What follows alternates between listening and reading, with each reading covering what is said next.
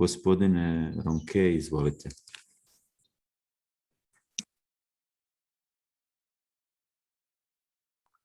Merci beaucoup. J'espère que tout le monde m'entend bien, en particulier les interprètes.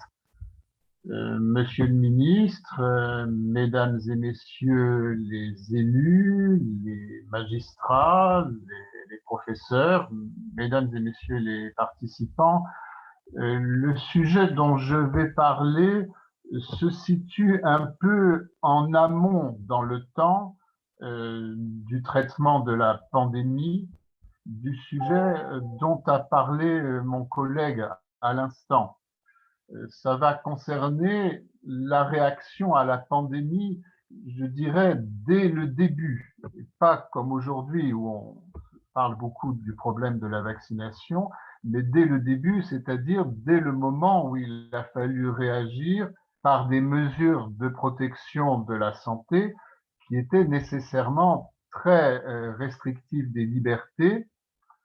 Je pense qu'il y a eu les mêmes en Croatie, ou des mesures qui ressemblaient. En tout cas, ça a été en France des restrictions fortes à la liberté de circulation, donc ce qu'on a appelé le confinement, ou le couvre-feu, lorsque c'était un confinement seulement à certaines heures, ou des restrictions très fortes aussi à la liberté d'exercice des activités professionnelles et économiques, avec la fermeture de nombreuses catégories d'établissements.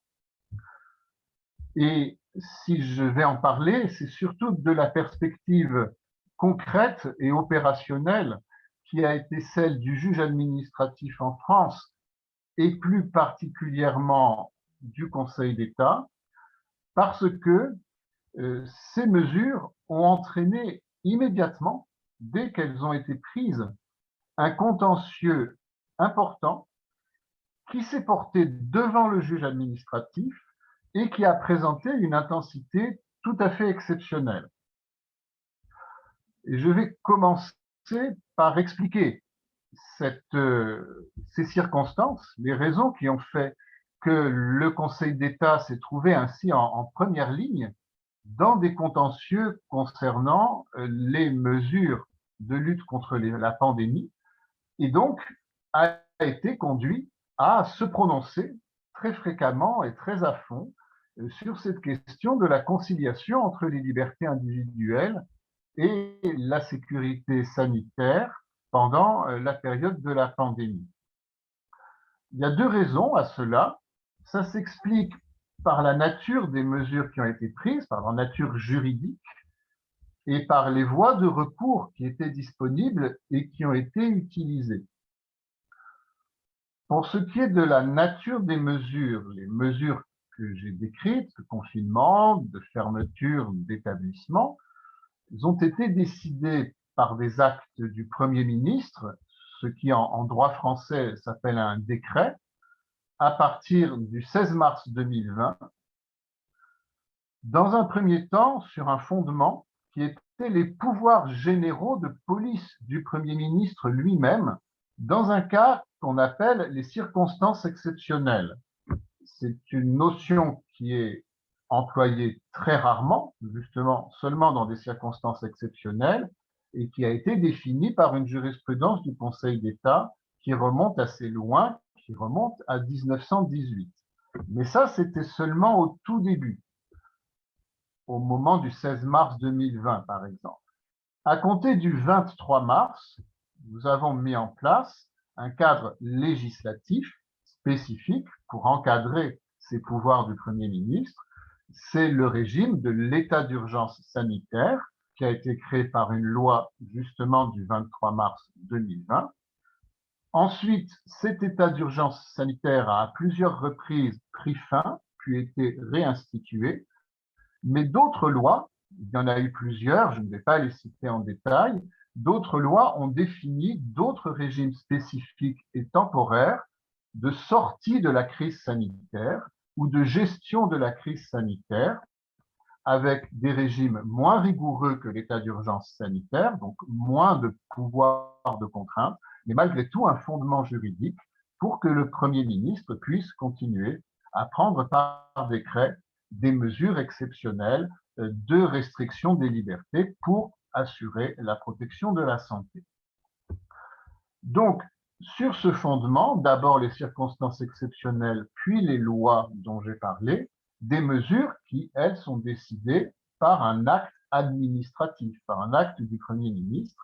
Or, qui est le juge en premier et dernier ressort de ces actes, des décrets en France? C'est le Conseil d'État. Donc, ces actes, quand ils ont été contestés, n'ont pas été contestés devant nos tribunaux de première instance, devant les tribunaux administratifs, ils l'ont été directement devant le Conseil d'État.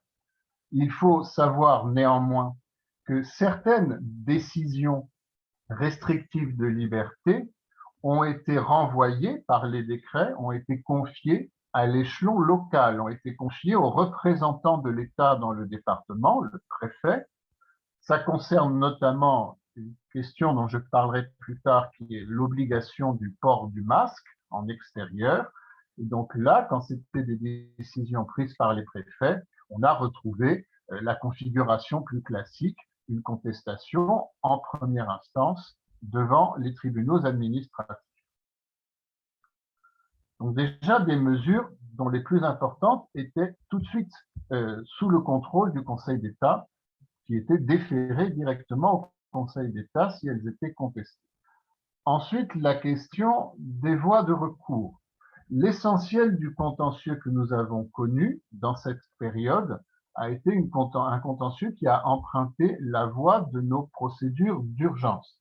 Des procédures d'urgence qui avaient été créées pour le juge administratif français par une loi de 2000. Il y en a deux essentiellement et une qui a servi plus que l'autre. Nous avons ce qu'on appelle le référé suspension, donc un référé qui tend à la suspension de l'exécution d'un acte lorsqu'il y a un doute sérieux sur sa légalité, mais c'est sa suspension, ça n'est pas son annulation, donc c'est une mesure provisoire et d'urgence. Et une autre voie qui s'appelle le référé liberté. Et là, je cite l'article de notre code de justice administrative qui le définit pour que vous bien vous rappelez de quoi il s'agit.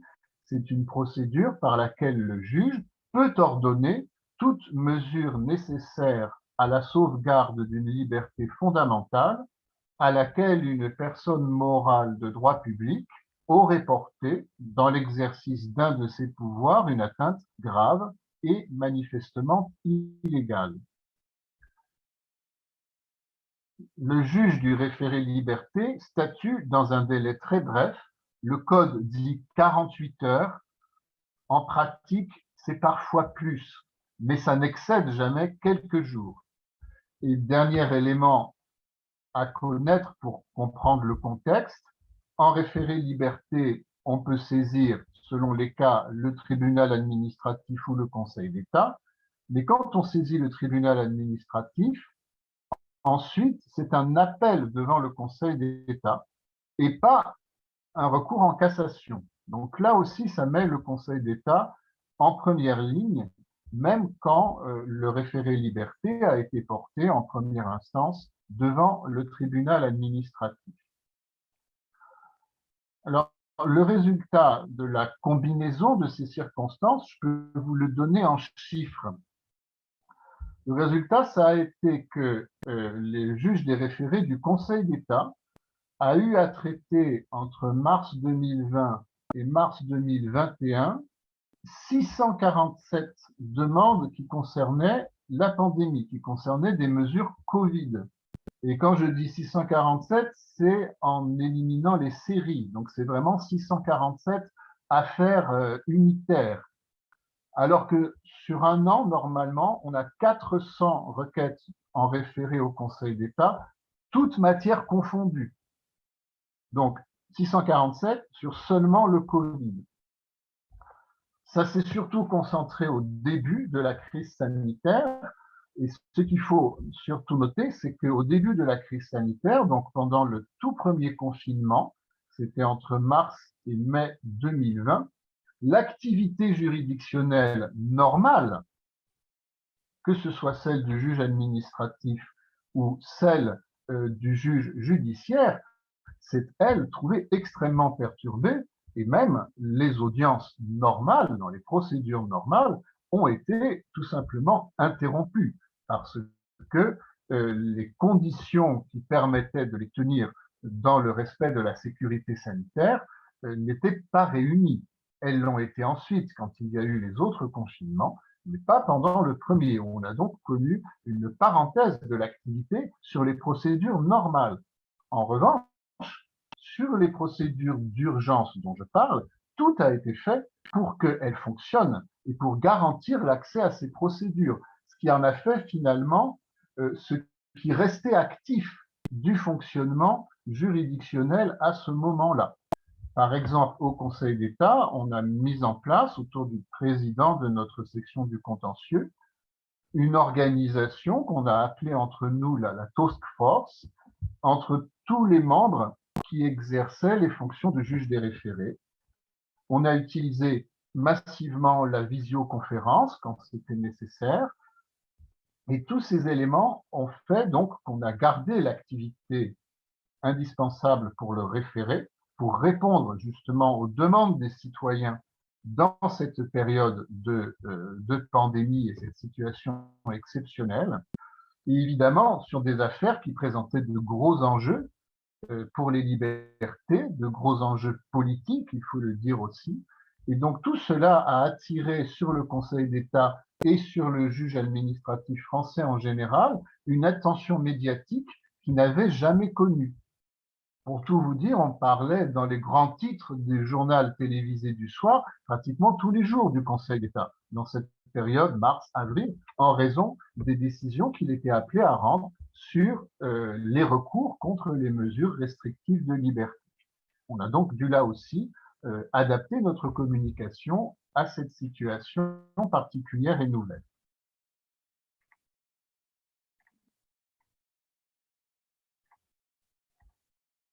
Si j'en viens à ce qui a été décidé, je vais forcément beaucoup résumer, parce que vous comprenez, 647 affaires, ça fait beaucoup à résumer. Mais si je résume le sens de ce qui a été jugé, qu'est-ce qu'il convient, à mon sens, d'en retenir? D'abord, je crois que ce qui s'est produit montre quelle a été l'efficacité des procédures de référé que je viens de rappeler et qui avaient été instituées en 2000, leur efficacité comme instrument de garantie de l'état de droit. On était face à une situation exceptionnelle, c'est évident. Malgré cela, il n'a pas été nécessaire pour le juge de créer une jurisprudence d'exception, de créer des concepts juridiques qui se seraient complètement écartés de ceux qui l'appliquaient jusque-là. Au contraire, il a pu s'appuyer, le juge des référés a pu s'appuyer sur 20 ans de recul, 20 ans de précédents d'application de ces procédures de référé, et qui avait déjà bien défini ce qu'étaient les libertés fondamentales protégées par le juge des référés. Je précise que la loi, notre article du Code, ne dit pas quelles sont les libertés fondamentales protégées, donc c'est la jurisprudence qui les a définies, qui en a fait la liste, donc elle l'avait déjà faite avant que la crise se produise, et puis il a pu s'appuyer sur, là aussi, 20 ans de recul, 20 ans de précédent, sur qu'est-ce que c'est qu'une atteinte grave et manifestement illégale. Donc, à partir de quel seuil on a affaire à une atteinte qui justifie que le juge du référé liberté intervienne pour rétablir le respect des libertés. Et ce qui a été fondateur de ce point de vue, c'est la toute première ordonnance rendue par le juge des référés du Conseil d'État. Pour en marquer l'importance, il faut savoir qu'elle a été rendue dans une formation collégiale.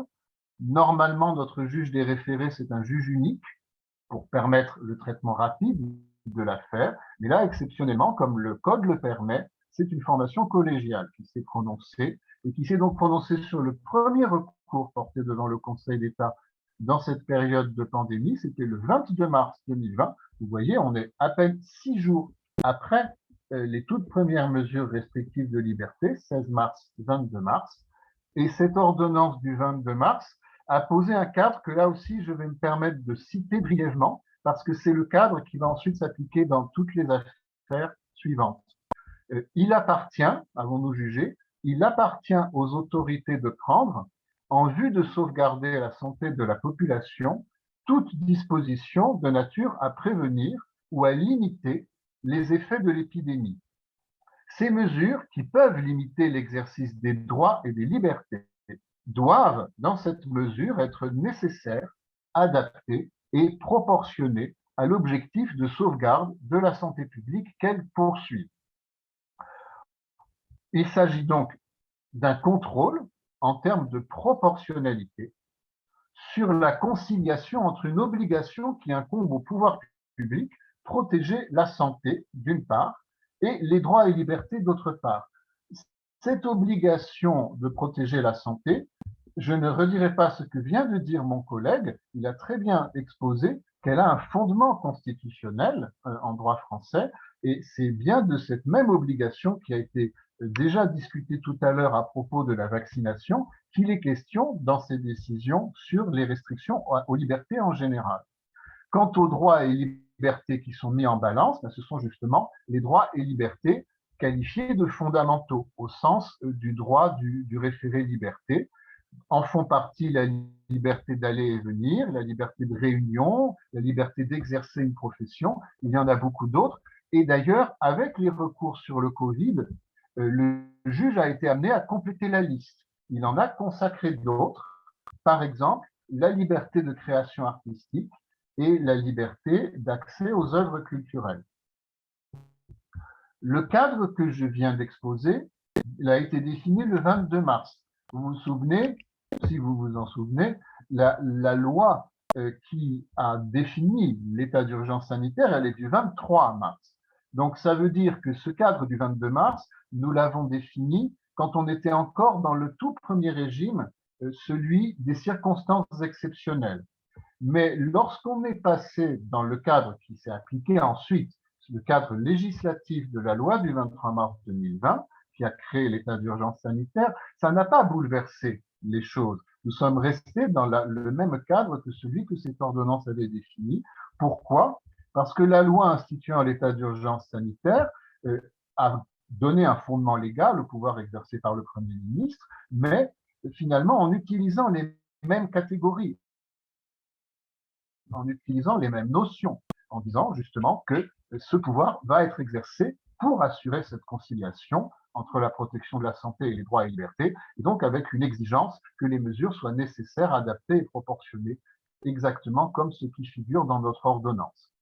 Et avec cette loi, le Premier ministre avait donc à la fois le fondement législatif et le fondement constitutionnel, puisque les différentes lois sur ce point ont été déférées au contrôle de notre Conseil constitutionnel, et elles ont à chaque fois, en tout cas sur le point dont je parle, donc le fait de donner des pouvoirs au Premier ministre avec l'encadrement que j'ai dit, ont été sur ce point reconnus conformes à la Constitution.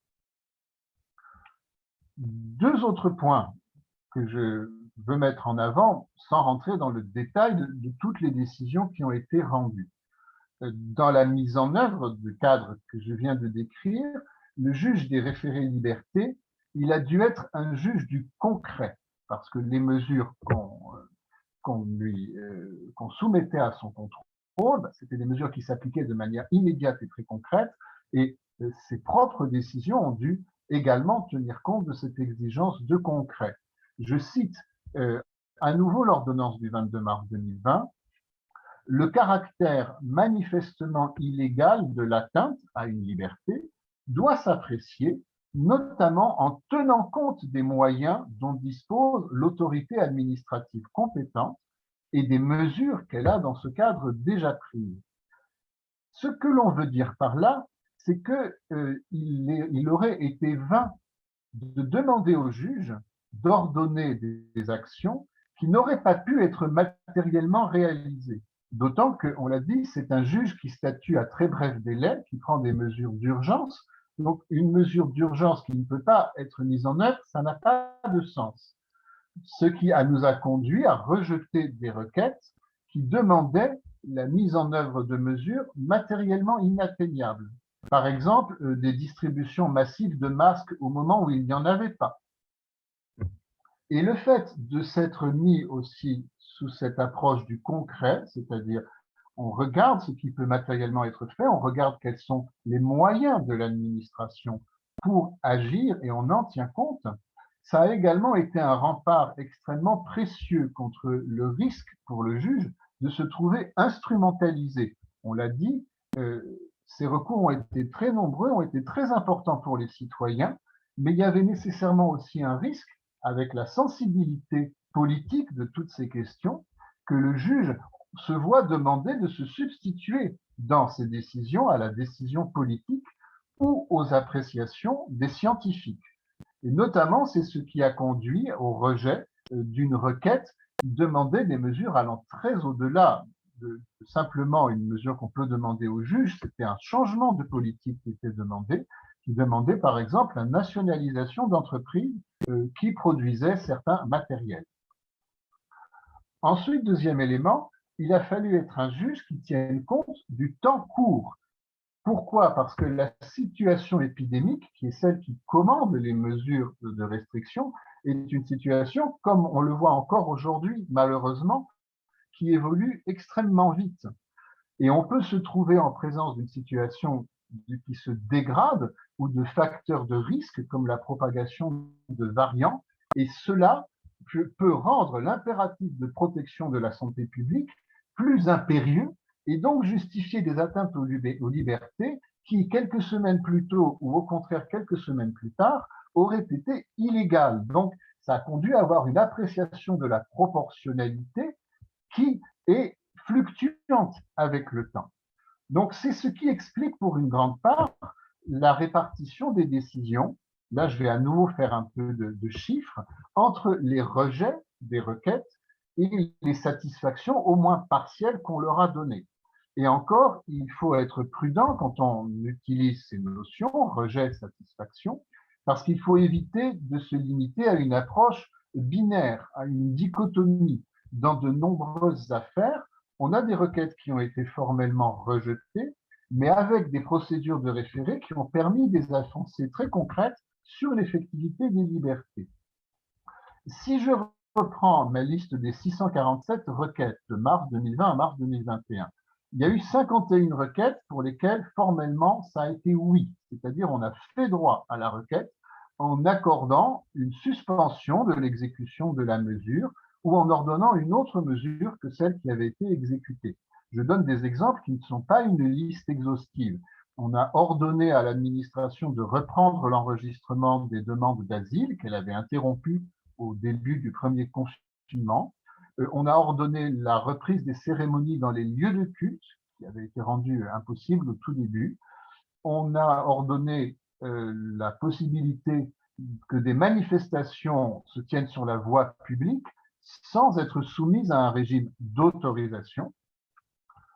On a ordonné la reprise des sorties des résidents des maisons de retraite au moment où la situation épidémique s'est améliorée, où on a consacré, par exemple, le droit d'accès à un avocat comme un motif de dérogation à toute restriction de circulation. Ce sont encore une fois seulement quelques exemples dans la liste, sur les 51. Dans 130 autres affaires, on a formellement rejeté la requête, mais l'État s'est vu rappeler à ses obligations, c'est-à-dire qu'on a précisé comment devait s'appliquer la mesure restrictive de liberté, donc souvent dans un sens qui obligeait à ce que cette mesure soit moins attentatoire. On a même dans une 50aine d'affaires un rejet qui n'a été prononcé que parce que l'administration avait pris des mesures à la suite de l'audience devant le juge. C'est notamment le cas des mesures qui ont été prises dans les prisons et des mesures qui ont été prises pour adapter les contraintes du confinement à la situation des personnes sans domicile fixe. On peut rapprocher de ces situations 89 cas où quand le juge a statué, en fait, la mesure qui était contestée n'était déjà plus en vigueur. L'administration l'avait retirée ou modifiée parce que souvent, le seul fait qu'il y ait un recours l'a conduit à faire changer sa position, l'a conduit à faire évoluer son appréciation. Alors, vous voyez, en raison de ces circonstances qui étaient très changeantes, c'est difficile de faire un panorama détaillé du sens des décisions. Néanmoins, pour conclure, je voudrais dégager une ligne qui est également ressortie de la manière dont le Conseil d'État s'est prononcé sur les différentes décisions de l'administration qui étaient contestées devant lui. On a consacré à la charge des autorités administratives dans ces décisions forcément restrictives de liberté, au moins une exigence de cohérence et de lisibilité, qui est extrêmement importante pour assurer l'effectivité des mesures et donc finalement leur proportionnalité. Ça a été jugé en deux temps. Ça a d'abord été jugé à propos de la relation entre les mesures prises par l'État, donc le Premier ministre ou les préfets, et les mesures qui sont prises à un échelon plus local par les maires, qui ont des pouvoirs de police aussi en France. Et on a jugé qu'effectivement, ils pouvaient utiliser ces pouvoirs de police, mais seulement en présence de raisons impérieuses. Ça, c'était une jurisprudence que nous avions déjà depuis longtemps, mais ce que nous avons précisé, c'est la chose suivante, c'est à condition de ne pas compromettre la cohérence et l'efficacité des mesures décidées par l'État. Et plus tard, à propos d'un contentieux concernant le port du masque en extérieur, qui avait été rendu obligatoire par un arrêté préfectoral et par dans une décision de référé, une ordonnance de référé de septembre 2020, nous avons jugé qu'il était loisible de délimiter la zone dans laquelle cette obligation s'applique de manière relativement large, sans faire trop de finesse dans le découpage, dès lors que la simplicité et la lisibilité de la mesure sont nécessaires à sa bonne connaissance et à sa correcte application, donc un élément de son effectivité. Cette approche, on l'a retrouvée ensuite à beaucoup d'étapes, notamment au moment où il y a eu des allègements dans les restrictions. Au contraire, là, nous avons connu des contentieux qui étaient des contentieux présentés sur le terrain de l'équité ou de l'égalité, c'est-à-dire que certaines professions se plaignaient qu'on allège leurs contraintes moins vite qu'à d'autres. Et nous avons répondu sur ce même terrain de la lisibilité et de la cohérence. On a rappelé l'obligation de l'administration d'évaluer toujours de manière cohérente les risques pour les différents types d'établissements et les différents types d'activités. Voilà, je m'en tiendrai là parce que j'ai sûrement déjà été assez long. J'espère avoir été compréhensible, notamment pour nos interprètes et donc pour tout notre auditoire de langue croate. Je remercie tout le monde pour son attention et pour sa participation à ces journées pour lesquelles, pour moi, c'est une première et c'est avec un grand plaisir, même si c'est à distance, que j'y prends part. Merci à tous.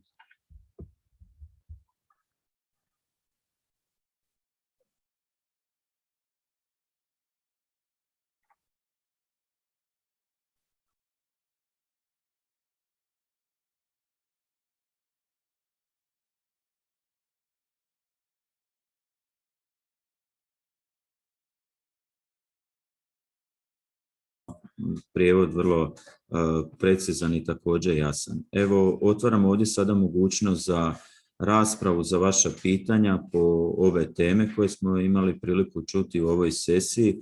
Pa evo, izvolite, kako kolegice i kolege nazočni ovdje uživo, tako i svi ostali putem Zooma.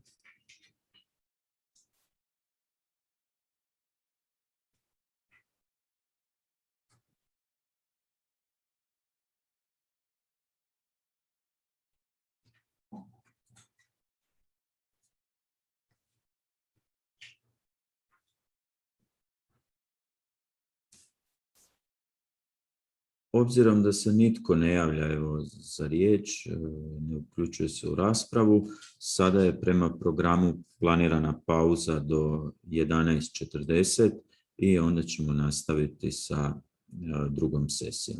Evo, vidimo se u 11:40. Hvala vam.